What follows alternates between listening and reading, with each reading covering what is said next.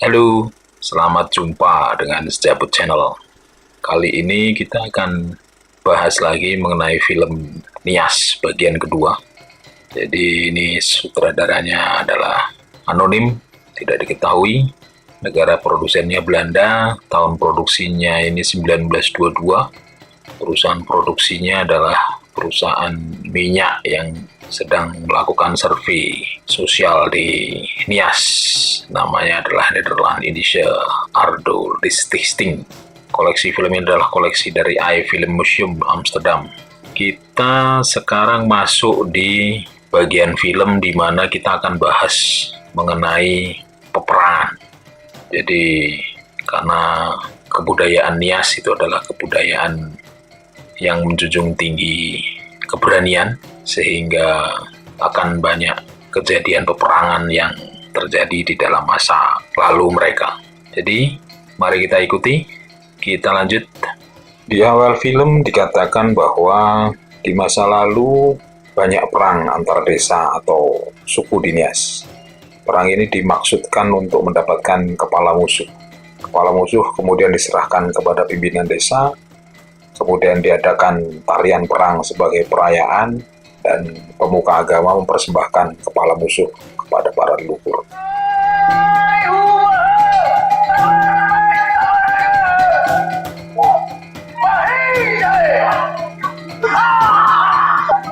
Catatan paling tua mengenai budaya perang orang Nias atau Nuniha itu dicatat oleh pedagang dari Persia pada sekitar tahun 851, yang saat itu berusaha untuk menjalin kerjasama dengan penduduk lokal. Pedagang dari Persia mengatakan bahwa penduduk di Nias sangat menjunjung tinggi budayanya. Mereka dikenal sangat kreatif, meski dalam beberapa hal suku Nias kuno mereka anggap agak mengerikan. Mereka memiliki kebudayaan berburu kepala manusia untuk keperluan ritual. Mereka melakukan perburuan itu dengan sebelumnya melakukan pertarungan yang sengit.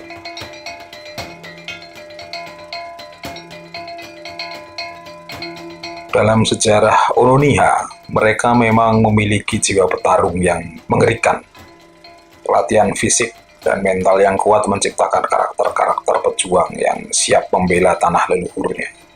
Sejarah mencatat Belanda harus melakukan 3 kali ekspedisi militer untuk menguasai Nias, yaitu pada tahun 1756, 1855, dan 1856. Masyarakat Nias memang pejuang yang hebat. Ketika ekspedisi militer yang dilancarkan Belanda, tidak ada satupun yang berbuah manis. Pasukan Belanda akhirnya harus mengakui kekuatan para pejuang Nias yang saat itu dipimpin oleh raja dari Orahili. Maka pantaslah kalau orang-orang Belanda menjuluki Raja Orahili sebagai De Verdediger der Hollanders atau pengusir orang-orang Belanda. Setelah mereka melewati perlawanan yang sengit selama 171 tahun lamanya, barulah pada tahun 1912 Nias jatuh ke dalam kekuasaan Belanda. Ini benar-benar bangsa pejuang yang sangat mengagumkan. Tarian perang atau Voluaya.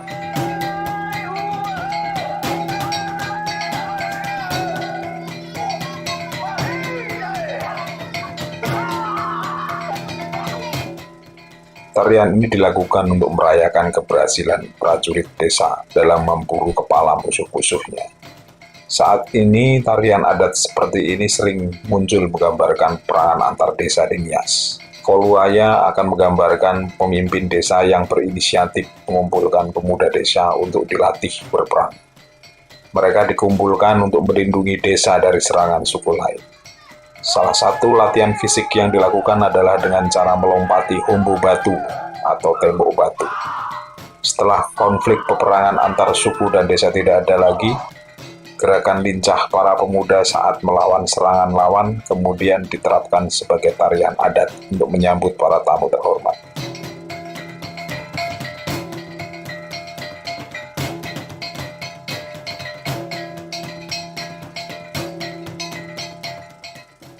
Gerakan tari Voluaya sangat dinamis. Hentakan kaki yang diiringi oleh musik dan gerakan mengayunkan tombak dan pedang menggambarkan semangat dari para pejuang dalam mempertahankan kampung mereka dari serangan musuh. Tidak hanya itu, suara yang dikeluarkan oleh para penari juga merupakan ekspresi ketangkasan dan kepahlawanan para ksatria.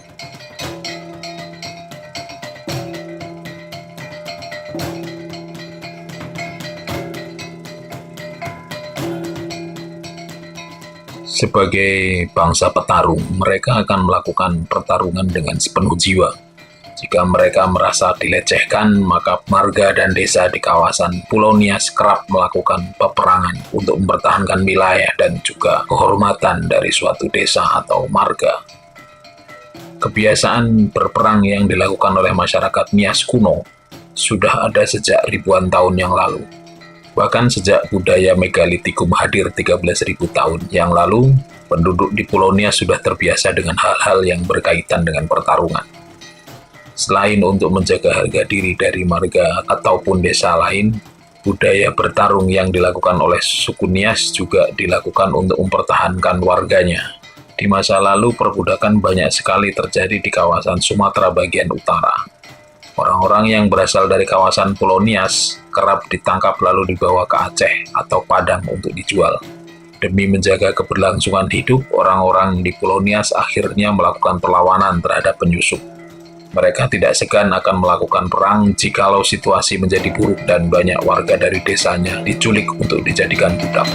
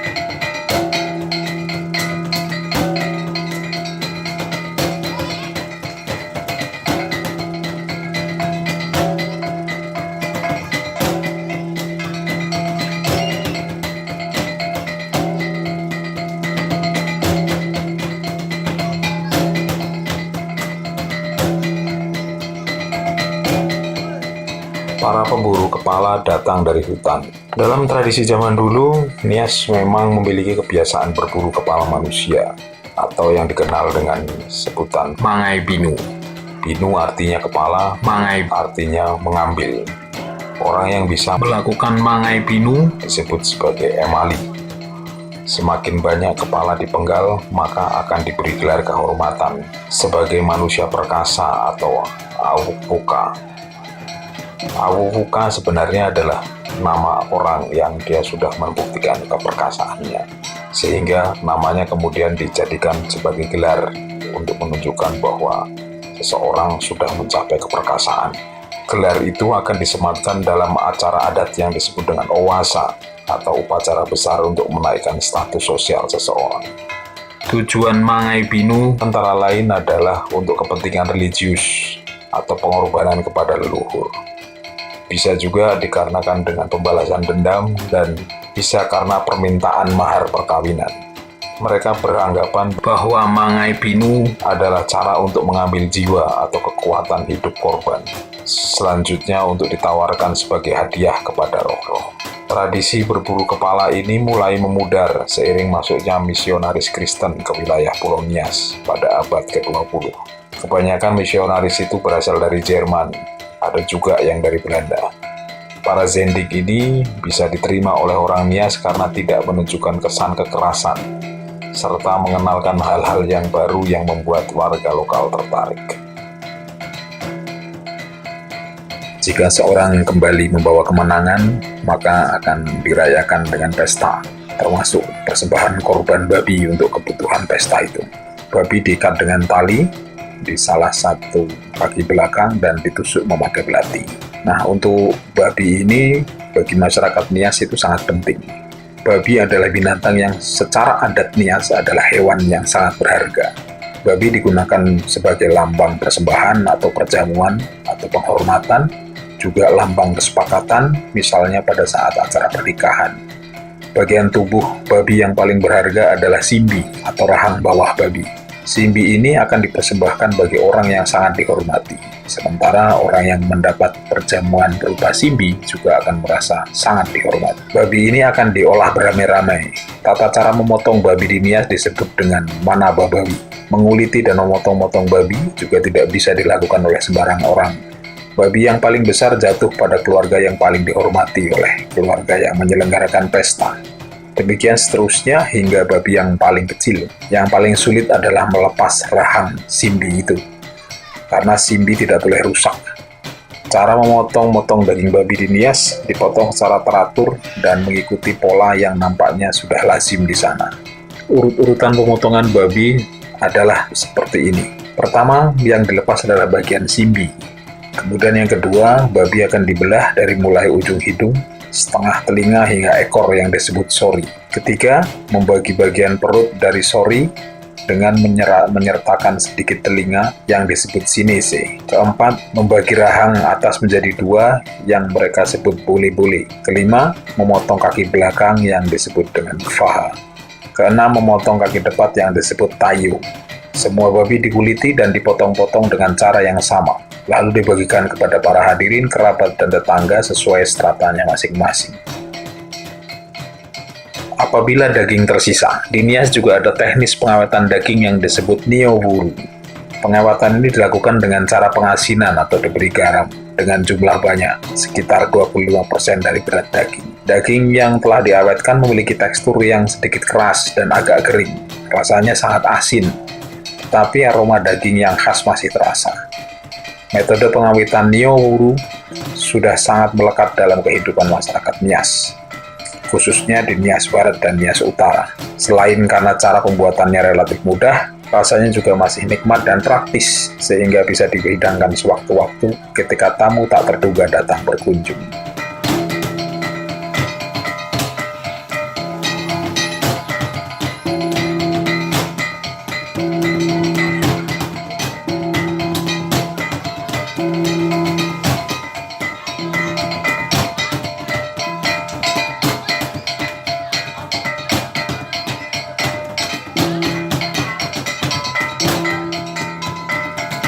Oke guys, sambil menikmati filmnya, jangan lupa untuk klik subscribe dan tombol loncengnya agar bisa selalu mengikuti video-video yang dipersembahkan oleh Sejabut Channel.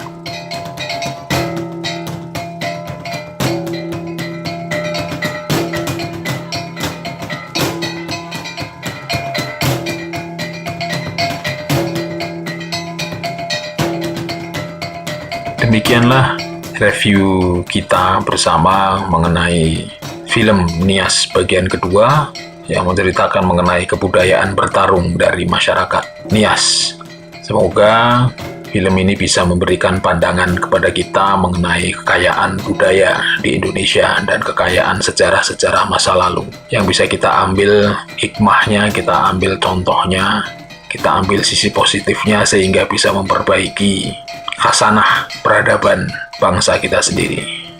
Oke, sampai berjumpa lagi di video-video yang lain yang lebih asoy lagi. Terima kasih.